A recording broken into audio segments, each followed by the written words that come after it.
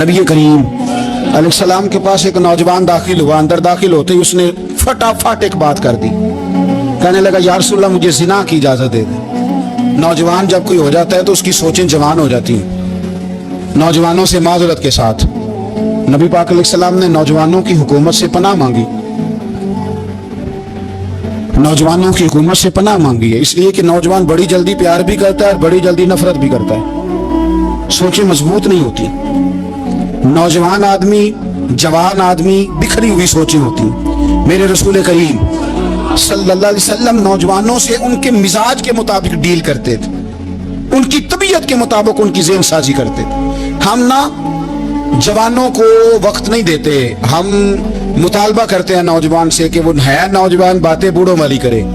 اگر جوانی میں بوڑھوں والی باتیں کرے تو پھر تو شیخ سعدی کہتے ہیں سارے بوڑھے چھوڑ کے اس نوجوان کے پاس بیٹھو, اس کے پاس فیض زیادہ ہے. اگر ایسا ہو جائے, کیونکہ در جوانی توبہ کردن شیوہ پیغمبری, یہ تو اچھی بات ہے, لیکن میرے عزیز اگر ایسا نہ ہو, ایسا ممکن نہ ہو, تو پھر نوجوان کو آپ اس کی طبیعت کے مطابق ڈیل کریں. آپ اس کی سوچ دیکھیں, اس کا رویہ دیکھیں, اس سے پیار کریں. ہمارے ہاں ہمارے گھر میں کوئی فون کرے تو ہم غیرت مند بن جاتے ہیں.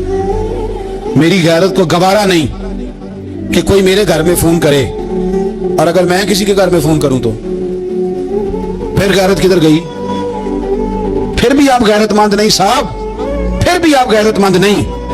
اگر آپ کسی کے گھر فون کرتے ہیں تو آپ غیرت مند نہیں, تو یاد رکھیں اگر آپ یہ حرکت کر رہے ہیں تو پھر آپ کو بھی تھوڑا احساس ہونا چاہیے نا.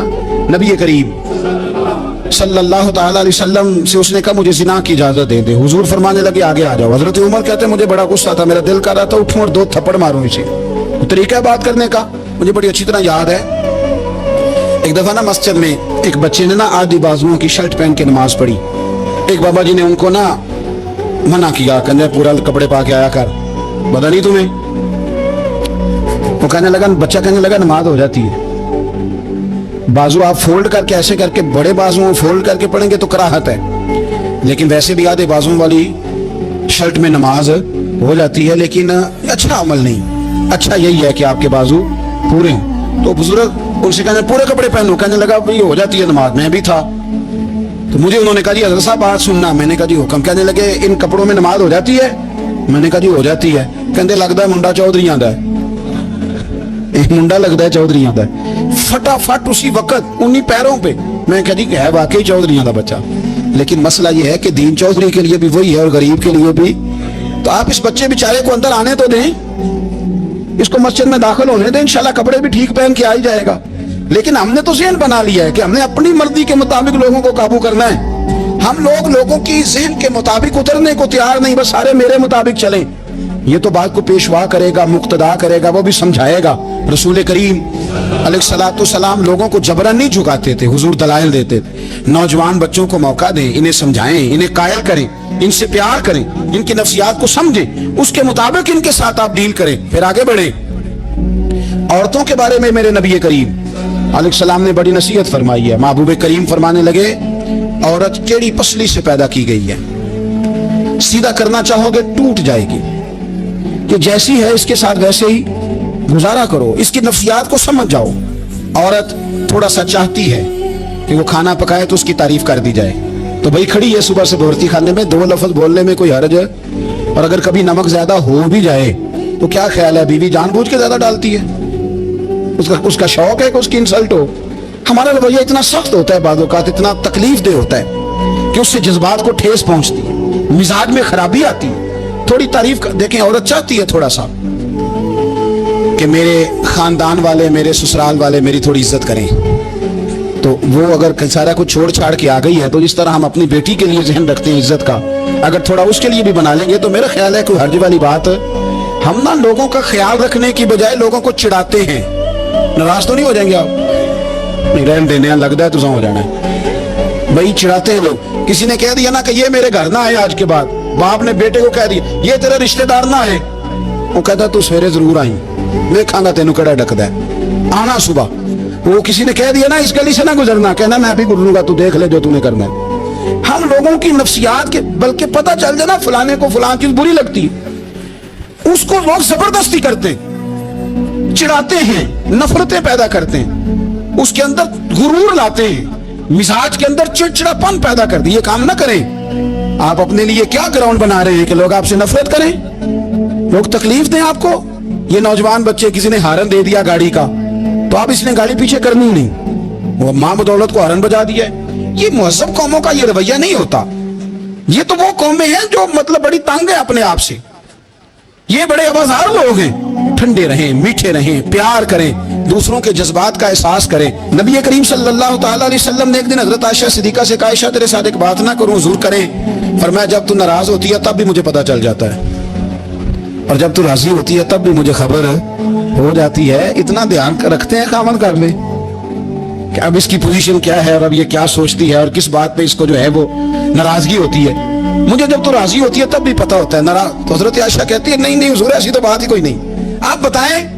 तो हुजूर फरमाने लगे जब मैं किसी और ज़ौजा के पास थोड़ा वक्त गुजार लेता हूँ ज्यादा, और जब मैं आता हूँ तो तू नाराज होती है। या रसूल आपको कैसे पता? फरमाया बताऊं? हुजूर बताएं। फरमाया उस वक्त जब तू कसम उठाती है तो कहती है ला व रब्बे इब्राहिम, मुझे इब्राहिम के रब की कसम। और जब तू मुझसे राजी होती है तो तू कहती है ला व रब्बे मोहम्मद, मुझे मोहम्मद के रब की कसम। तू फिर हजरत इब्राहिम का नाम ले लेके हजरत आयशा कहने लगी महबूबा कुर्बान जाऊं, बात बिल्कुल ठीक है। ऐसे ही है या रसूल अल्लाह, बिल्कुल बिल्कुल ऐसे ही है। जब थोड़ी खफगी होती है तो मैं ये काम, तो हुजूर तो लोगों के मिजाज का ख्याल करते थे। नबी करीम को तो पता होता था, लेकिन माँ बदौलत कहते हैं सारे मेरी मर्जी के मुताबिक चले। हाँ, मैंने जिंदगी में ये तजुर्बा भी किया है कि आप लोगों का ख्याल रखने लग जाते हैं तो लोग खराब भी हो जाते हैं, इसमें कोई शक नहीं। वो समझते हैं शायद मेरी जरूरत बड़ी है। ना ना, ये बात नहीं भाई, बात कुछ और है। हुजूर ने बुलाया, पास बिठाया, थपकी दी, फरमाया एक बात तो बता, तेरे सवाल का जवाब फिर देता हूँ, एक बात तो बता। या रसूल अल्लाह सल्लल्लाहु अलैहि वसल्लम इरशाद फरमाइए, हुजूर फरमाने लगे तू पसंद करता है कि तेरी बहन के साथ कोई जिना करे? पसंद करता है तू कि तेरी बहन के साथ कोई जिना करे? कहने लगा हुजूर मैं बात भी सुनना पसंद नहीं करता। तेरी बेटी के साथ? कहने लगा हुजूर जुबान उसकी खींच लूंगा जो ये बात करेगा। कहा तेरी माँ, तेरी पुप्पी, खाला का? हुजूर खबरदार, किसी बंदे को मैं इजाजत नहीं दूंगा। तो रसूल करीम फरमाने लगे जिससे तू जिना की इजाजत मांग रहा है वो भी तो किसी की बहन है ना, वो भी तो किसी की बेटी है। जो गैरत, जो हमीयत तुझे अपने घर के बारे में आती है वो दूसरे के बारे में क्यों नहीं आती? जब नबी करीम ने उस नौजवान को उसके मिजाज के मुताबिक समझाया तो उसकी आंखों में आंसू आ गए। अर्ज करने लगा या रसूल अल्लाह सल्लल्लाहु ताला अलैहि वसल्लम, हुजूर जिना की इरादा तो एक तरफ, आज के बाद मेरी जुबान पर इसका नाम भी नहीं आएगा। हुजूर रहमतुल लिल आलमीन है ना, तो काफिर है या मुनाफिक है, हुजूर की तो ड्यूटी है प्यार करना। लेकिन काफिर को तो चाहिए ना कलमा पढ़े, मुनाफिक को तो चाहिए ना मोमिन बने। ओ भाई बहन का वो बुजुर्ग हैं, उनकी जिम्मेदारी ही प्यार करना है, वो जो भी जाएगा उससे। लेकिन तू बता, तूने प्यार में से सीखा क्या है, लिया क्या है, तेरे ऊपर असर क्या है? प्यार करना, शफकत करना और है, ये जुमला मेरा याद रखना। प्यार करना किसी से और है और उससे राजी रहना ये बात और है। किसी पर शफकत करना और है और उस बंदे से राजी रहना, ये आप देखेंगे वो राजी है आपसे कि नहीं, ये खाली प्यार है, खाली शफकत है। शफकत तो मजबूरी है, करनी है। तो मेरे अजीज याद रखें, नबी करीम थोड़ा थोड़ा ख्याल करते, देखते बंदा उसके मिजाज के मुताबिक। देहाती आता तो हुजूर उसका भी ख्याल करते। मेरे रसूल पाक अलैहिस्सलाम तो देखते कौन शख्स किस तरह का है, किस रवैये का है, किस अंदाज का है, उसको उसके मुताबिक इज्जत देते, वकार देते, नवाज देते, उस शख्स का उस तरह का इकराम करते। मेरे नबी करीम सल्लल्लाहु अलैहि वसल्लम फरमाते, मैंने मेराज की रात मैंने जन्नत में एक महल देखा। मेरा दिल किया मैं अंदर से जाके देखूं, पर उसके दरवाजे के करीब गया तो उमर फारूक का नाम लिखा था। फरमाते मैंने कहा उमर जरा तबीयत का सख्त है, तो उसने कहना है कानून ये है कि पहले इजाजत लो फिर किसी के घर जाओ। चलो हम नहीं जाते, उमर से पूछ के चले जाएंगे, घर जो उमर का है। नहीं, आपको समझ आई मेरी बात की? यार नहीं समझे। जिनके कदमों के सदके घर मिला है, अगर वो ये ख्याल करते हैं कि सामने वाले से पूछ लेना चाहिए, नहीं आप नहीं समझे। ओ भाई, जिनके बरकत से वो मकान मिला है, अगर वो मिजाज का इतना ख्याल रखते हैं तो फिर मिजाज रसूल का भी तो ख्याल होना चाहिए ना। फिर मिजाज सुनो, फिर नबी करीम صلی اللہ علیہ وسلم واپس آئے, حضور نے بتایا وہ عمر تیرا مکان بڑا پسند ہے یار. میں اندر جانے لگا تھا, دروازے پہ حور بھی بیٹھی تھی, جانے لگا تھا اندر, تو وہ نا میں اس لیے نہیں گیا کہ عمر قانون کو بڑا پابند ہے, اس نے کہنا ہے کہ قانون تو اجازت لے کے جاؤ, تو عمر رو پڑے. عرض کرنے لگے حضور میں کہاں اور جنت کا مکان کہاں, مختصر سی میری کہانی ہے, یہ جو بھی ہے آپ کی مہربانی ہے. تو حضرت عمر رو پڑے. لیکن میرے رسول کریم صلی اللہ علیہ وسلم اب اتنا حضور خیال کرتے تو جناب عمر پتہ کون تھے؟ جرأت نہیں تھی کسی مائی کے لال کی کہ عمر کے سامنے کھڑا ہو سکے. ہاں جس کے سامنے شیطان نہ ٹھہر سکے, نکل جاتا ہے شیطان بھی. لیکن صحابہ کہتے ہیں جب کبھی حضور کے چہرے پہ شکن آتی تو اتنا وجود ہم نے کسی کا کامتے نہیں دیکھا جتنا عمر کانپا کرتے. کب کبھی طاری ہوتی تھی وہ دلیر میں کہیں اور ہوں, یہاں تو میں غلام ہوں, یہاں تو میں نوکر ہوں, دعا منگیا کرو سنگیوں کتے مرشد نہ رسدا. رو پڑتے. اور طریقہ کیا ہوتا, زمین پہ کونیاں رکھ کے, نہ کونیاں گھٹنے, اب میں آپ کو کر کے کیسے دکھاؤں, حدیث صحیح میں موجود, یہ کونیاں زمین پہ رکھ کے نا, جیسے بچے نہیں چلتے, کونیاں دونوں زمین پہ حضرت عمر رکھ دیتے اور یوں کونیاں رکھ کے تو یوں ہاتھ باندھ دیتے حضور کے سامنے, نیچے کونیاں اور ہاتھ باندھتے اور پھر روتے. جب حضور ناراض ہوتے تو کسی اور سے ناراض ہے نبی پاک, عمر سے نہیں, تو یوں دونوں ہاتھ بچھا دیتے, یوں ہاتھ باندھتے اور کہتے رضیت باللہ ربا وبالاسلام دینم ونبینا محمد صلی اللہ علیہ وسلم. یا رسول اللہ میں بڑا راضی ہوں کہ اللہ میرا رب ہے. حضور میں بڑا راضی ہوں, حضور میں بڑا راضی ہوں کہ اسلام میرا دین ہے, و محمد نبیم و رسولہ, اور میں بڑا راضی ہوں کہ اللہ نے محمد کو نبی اور رسول بنایا. حضور بڑا راضی ہوں, مہربانی فرما, بڑا راضی. یہاں پیر سید علی حسین شاہ صاحب اشرفی رحمت اللہ علیہ کچوشا شریف کے بزرگ تھے, اور شان یہ تھی کہ چہرہ غوث پاک سے ملتا تھا. وہ تھوڑا سما کے قائل تھے, سما کے, یعنی وہ والا سما نہیں جو اب ڈھول ڈمکے کے ساتھ ہوتا ہے, کچھ اس میں اشعار پڑے جاتے تھے, اور بعض ایسے شعر تھے جن پر باپ بزرگ کہتے تھے نہیں ہونے چاہیے, یہ رائے کا اختلاف. ان کے یہاں ایک خلیفہ تھے سید ابو البرکات شاہ صاحب, مفتی اعظم پاکستان, وہ خلیفہ ہیں لیکن بڑے عالم تھے. سید صاحب یہاں آئے تو لوگوں نے کہا حضور کو شعر پڑھیں, تو آپ فرمانے لگے یہ میرا مرید مفتی اعظم ہے, یہ منع کرتا ہے, یہ ان باتوں سے منع کرتا ہے, تو یہاں نہیں پڑھنے.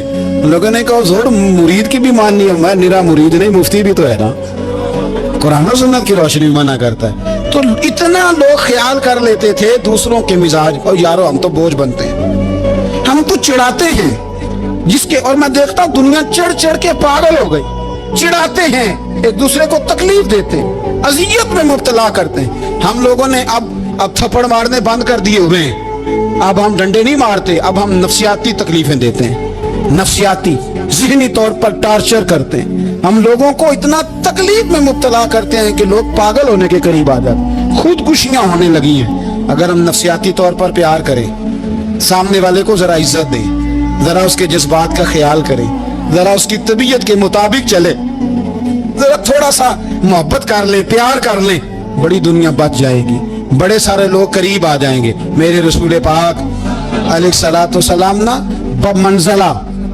طاقت کے بوجھ ڈالتے تھے, بمنزلہ طاقت کے. حضور نام لے کے بھی کہہ سکتے تھے عبد الرحمن تو مالدار ہے, دے اتنے پیسے جہاد میں, عمر تو مالدار ہے, دے پیسے, عثمان غنی دے, یہ نہیں حضور نے کبھی فرما. اعلان کر دیا بھئی جہاد کا موقع ہے, اپنا اپنا حصہ ڈالو. حضور کسی شخص پر کوئی بوجھ, اپنے آپ کو بوجھ نہ بنائیں. اسلام نفسیاتی مسائل کا حل بتاتا ہے کہ آپ پیار کریں. میں اکثر کہتا ہوں کہ ہمارے گھروں میں بہت سارے بیمار ایسے ہیں جنہیں دوائی کی نہیں ہماری توجہ کی ضرورت ہے. بہت سارے بیمار اس قسم کے ہیں جنہیں صرف آپ کی مسکراہٹ کی ضرورت ہے, جنہیں صرف آپ کا دھیان رکھنے کی ضرورت ہے. آپ تھوڑا دھیان کریں, تھوڑا پیار کریں. اگر آپ کو لگتا ہے نا کہ سامنے والے کے مکان کے آگے کوڑا پھینکنے سے اس کو ذہنی اذیت ہوتی ہے, تو خدا را آپ کو پتہ ہے مسلمان خوش ہو جائے تو اللہ بھی خوش ہو جاتا ہے. اور حضور فرماتے ہیں مسلمان کو تکلیف ہو تو مجھے بھی تکلیف ہوتی. اس لیے ایک تو اپنے آپ کو خود مطمئن کریں, دوسروں سے مطالبہ نہ کریں, اور آپ کوشش کریں دوسروں کے مزاج کے مطابق, ان کی طبیعت کے مطابق, آپ شرعی تقاضوں کے اندر رہ کے آپ کوشش کریں کہ سامنے والا ہماری وجہ سے چڑے نہ, اسے اذیت نہ پہنچے، اسے تکلیف نہ ہو، ہمیشہ مدحت خیر الانام میں گزرے. دعا ہے یہ عمر درود و سلام میں گزرے.